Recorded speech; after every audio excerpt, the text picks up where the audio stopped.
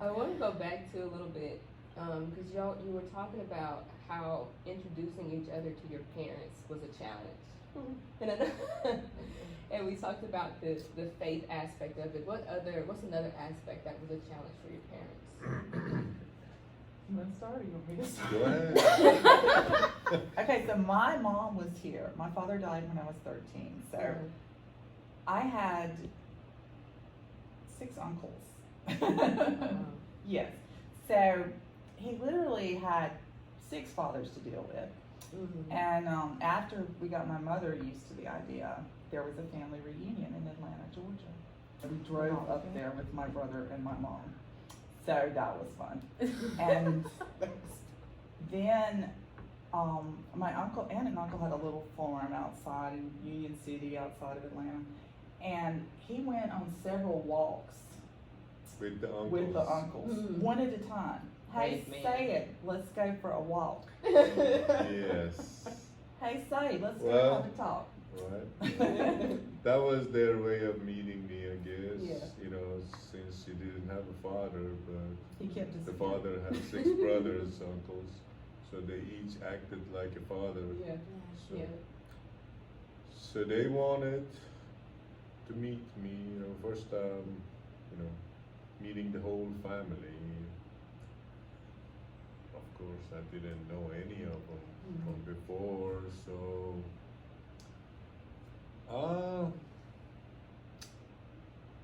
most of them was against the marriage. I'll put it to you that way. Even though they met with me and they were nice but they were still kind of not against the marriage. They thought it might blow through or finished, or at that time, like she said, we was not engaged. They didn't know that. So, but yeah, I remember first time we came from Mississippi State to Florence. That's where mother lived. She brings me to the farm to meet the mama at first, meet the mama, and the brother was going to Mississippi State also. So he was already I'd met him there, but met the mama and spend the night and a weekend, then we go back to MSU. But yeah, we have a lot of resistance through her family. And mine, I'm talking over the phone to my mother. And You hadn't told your mama. well, I mean, waited I'm a sorry. little longer than she did to see if I can smooth things on her side before I go break the news to my side. So I was hoping we can fix one side before we go stir up the other side. Yeah. So, but we made a lot of resistance from my side too. When I told my mother, she was definitely against it. She's very religious. But it took a lot of convincing them that we are serious about this relationship. Like I said, from 82 to 85, it took 3 years to convince both sides that we are gonna get married, whether you all come in or not. Yeah. Well, he wanted to eloped to California originally, but. Well, that was the easiest solution, that trying to work both families into it. But finally, they agreed, and we had the wedding at the farm where mother lives. My dad came.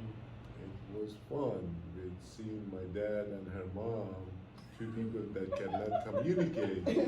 My dad doesn't know any English, he's an old man, and her mother no Farsi. So after the wedding, we go on our honeymoon for 3 days in Vicksburg.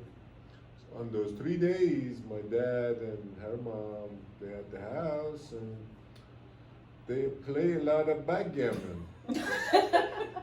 It's a game you play, you move around the board, not much talking needed.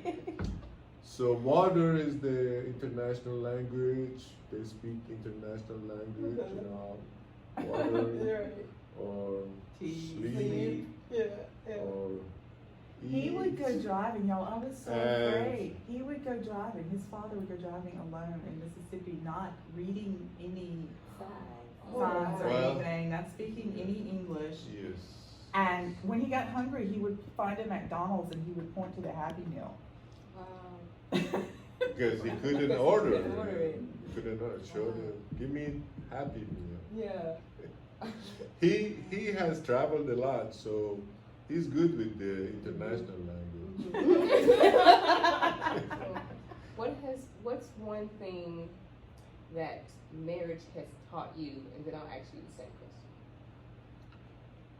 Marriage has taught me to be flexible because you're not single anymore. You don't have the 100% say so anymore. You only have 50% say so. So sometimes it goes your way, sometimes it doesn't. Otherwise, you're gonna have a lot of fights or a lot of disagreements. So over the years, I have learned to say, yes, ma'am, you are right. It works. It doesn't. It does. That helps. Oh, I'm sorry. Oh, Sorry. sorry. 3 things. I'm sorry. Yes, honey. You're right. That's awesome. Tell me if That's that awesome. doesn't work. No, I think that would work. Yeah. I think that would Happy work. life, happy life. That's what they say. There you go. Yeah, over the years, learn to be flexible. That's good. What about you, Melanie? What? The first thing that came to mind is kind of along the same lines. I mean, sometimes one person is 100%, sometimes the other person is not feeling so good. You know, you kind of go with the flow. If somebody else needs a little extra TLC and nurturing, then, you know, you take care of them. And God bless him, I had cancer a couple years ago, right after we got back from the trip in 2017, and he put in his share of extra pampering because I was kind of pitiful there for a few months. Wow. But you know, we just learn to take care of each other and to notice when one person needs a little extra loving, a little extra care, then you pay attention to that. You know, and if somebody's not happy, you know, try to figure out what's going on and give them a little space. But I tell you, having your other spouse go through chemotherapy and cancer is kind of hard. That's Yeah. scary. Yeah. I imagine it would be. They were awesome, and our sons, they were so supportive. And raising kids, oh wow. We had a period when our kids were teenagers and my mom was living in our house with Alzheimer's. And I think I got less sleep during that period, and him too. Because you have teenagers who are learning how to drive and going out on their own, and you have mama who can't sleep regular hours and is constantly needing something. Yeah. And it's just so stressful. I don't know how we survived those years. It was That, but if tough. we survive that, we can survive Survive anything. Yeah. Yeah. So, Yeah. but kids are precious, and they do change your life. Like he said, we had 7 years as a couple alone, you know, just to develop a relationship, to do what we wanted, to, you know, play together. We got Nintendo, you know, that kind of thing. We could stay up, we could eat pizza, we could do what we wanted. And then, you know, you have kids, and it changes your life. It's a good thing. It's a treasure. So- Good time. When it comes to the kids, did you all have like the differences on how to discipline or? Yeah.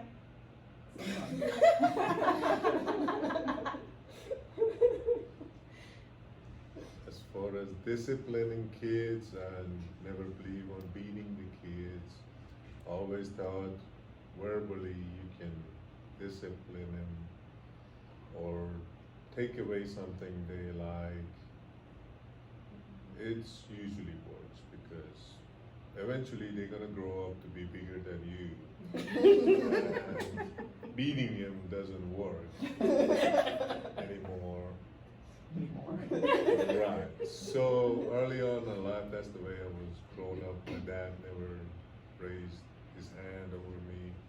All he had to do was give me a look like that. Yeah. He didn't even I have know to that look. say. Yeah. All he had to do look at his watch. Yeah. You're late. In a way, I learned that from him. You don't have to punish kid physically. Yeah. You can, like one of us could be the strong and the other one could be the soft.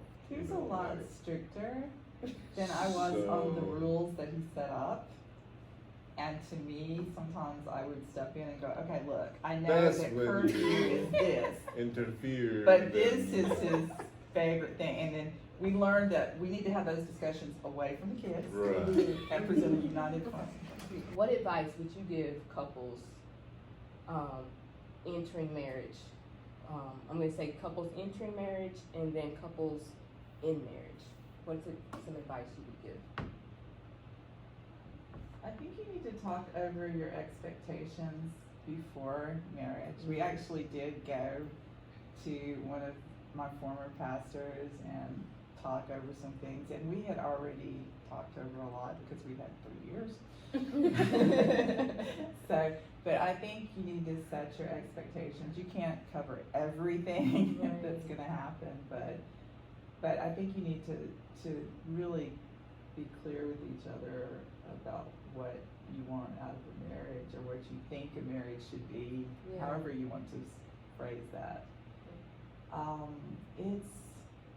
It's an adjustment. We had, we didn't live together before marriage or anything, so when we started, we're together now, okay. Right. I think he got along better with my mom than I did sometimes. He had actually lived with her for a while when I was still at state and he was working in Jackson. He lived with my mom. And she spoiled him. I mean, so. That's awesome. That's because I was her handyman. Fix things for her. He's very good at And fixing she it. cooked for me, so. They got a it good was relationship. Good trade. That's good. Yeah, I would say for couple going into a relationship, they need to date longer, like be engaged at least a year before they decide to do anything. Because during the year, you go through every holiday there is, like 4th of July, Easter, Christmas, when you meet the family, and Thanksgiving. So you need to go through a whole year of Gotcha. engagement, Yeah. meeting, and getting to know each other, going to all those events Yeah. together Yeah. to see if we can live together. That And makes a lot of one sense. thing that has So- been easier is my in-laws are on the other side of the ocean, so we didn't have to do that sharing holidays, Mhm. bargaining thing, Mhm. so that was a little easier. At least minimum of 1 year for couples looking to get into relationship. Then you said that people that are already in a relationship, what would you suggest for them? If you're already married, give a little more. Like be more flexible. If you want the marriage to work, be interested in your spouse's hobbies or places that she wants to go. So she would do the same for you, hopefully. But entering marriage is a 50-50 commitment. So you're not bound in blood together. You can't be divorced. But when you have a kid, you're bounded with blood together. There's no divorcing your kid. People that are already married, I would say just be flexible, talk to each other and work things out. Sometimes you have to compromise. Sometimes one person's giving 90% and the other person's giving 10. Sometimes you are 50-50.